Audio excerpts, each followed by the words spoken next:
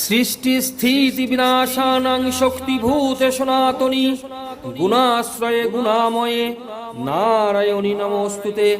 সুধী ভক্তগণ, আশা রাখি মা তারার আশীর্বাদে সবাই সুখে আছেন, শান্তিতে আছেন, ভালো আছেন।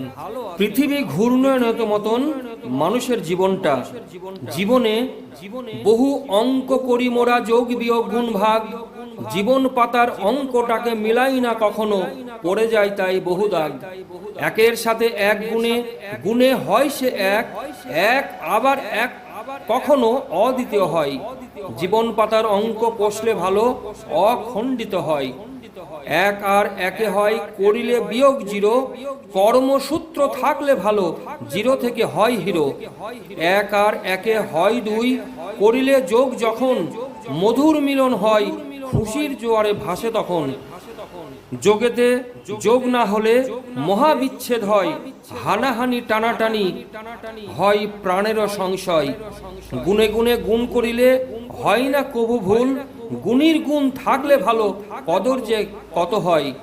উপরে বিন্দু নিচে বিন্দু হয়ে যায় ভাগ, জীবন অঙ্কে করলে ভুল সেটে যায় হাজারো দাগ। ভাগেতে ভাগ হয়ে যায় ভাগ্য ফেরানো দায়, সঠিক অঙ্ক হয় যদি কেউ আবার ভালো ফল পায়। এক আর একে দুই হলে খুশির জোয়ারে ভাসে, এক আর এক জিরো হলে হাজারো হাসি হাসে। কেউ কহে ভাগ্য দোষ, কেউ কহে বিধাতা, কেউ কহে কর্মদোষ, জানেন অন্তর্দৃষ্টিদাতা। সব অঙ্ক শেষ হয় চিতারো দহনে, সব বলা শেষ হয় মৃত্যু শয্যা শয়নে।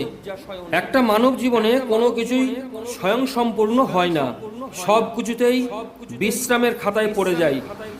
অনেককে দেখেছি জীবনের শেষ প্রান্ত দাঁড়িয়ে অশ্রু বিসর্জন করছে আর বলছে জীবনে কত ভুলই না করেছি। প্রথম থেকে যদি মন প্রাণ ঈশ্বরের চরণে সমর্পণ করতাম তাহলে এত দুর্দশার সম্মুখীন হতে হতো না। তাহলে কি করতেন দাদুর বক্তব্য, কোনো গুরু বা যোগীর সংস্পর্শে এসে পঞ্চমুণ্ডির আসনে দীক্ষা নিয়ে জপ তপ করতাম। হ্যাঁ বন্ধুগণ, এখন আপনাদের সঙ্গে পঞ্চমুণ্ডির আসন নিয়েই আলোচনা করতে চলেছি। আমরা সবাই সাধারণ মানুষ। শ্মশান, কবরস্থান, পঞ্চমুণ্ডির আসনের কথা শুনলেই ভয়ে জড়সড় হয়ে যায়, কিন্তু সত্যকে জানানোর চেষ্টা করি না। আমরা শুধু মুখেই বলি যা আছে বিশ্ব ব্রহ্মাণ্ডে তা আছে মোদের ভাণ্ডবে, কিন্তু কখনোই সেটা খুঁজে দেখার চেষ্টাও করি না। পঞ্চমুণ্ডির কথা শুনলেই তন্ত্রের কথা মনে পড়ে। ওরে বাবা, তন্ত্র! আগেই মনের মধ্যে ভয় ও সংশয়। আপনারা কি জানেন 64 প্রকারের তন্ত্রের ভাগ আছে।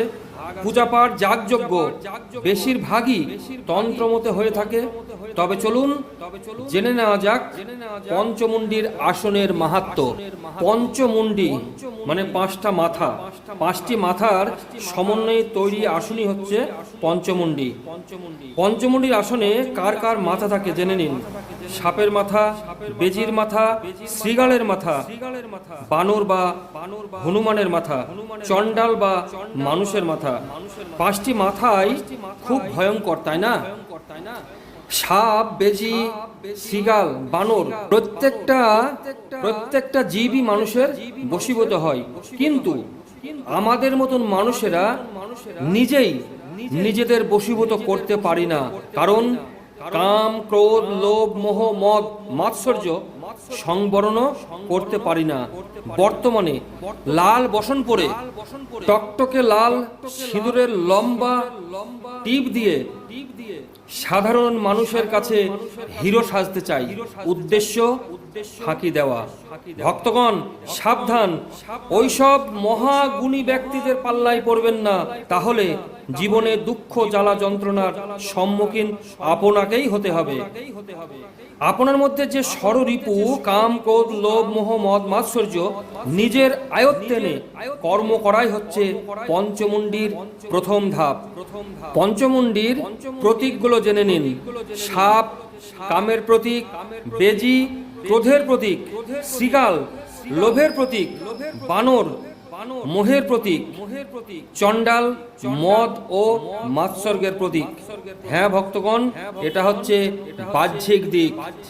কাম, ক্রোধ, লোভ, মোহ, মদ, মাৎসর্য এগুলো নিজের আয়ত্তে এনে এদের সংবরণ করে কাজ করাই হচ্ছে পঞ্চমুণ্ডির প্রথম ধাপ। ভক্তগণ, এটা হচ্ছে বাহ্যিক দিক, এর অন্তর্নিহিত ব্যাখ্যাও রয়েছে। আশা রাখি পঞ্চমুণ্ডির ব্যাখ্যা বোঝাতে পারলাম। এর অন্তর্নিহিত ব্যাখ্যা আগামী পর্বে আপনাদের সঙ্গে আলোচনা করব। অবশ্যই আপনার মহামূল্যবান বক্তব্য জানাতে ভুল করবেন না। আপনাদের মতামতের অপেক্ষায় রইলাম। আপনারা সদা সর্ব সুখে থাকুন, শান্তিতে থাকুন, ভালো থাকুন। প্রেমানন্দে বাহু তুলে বলুন জয় মা তারা।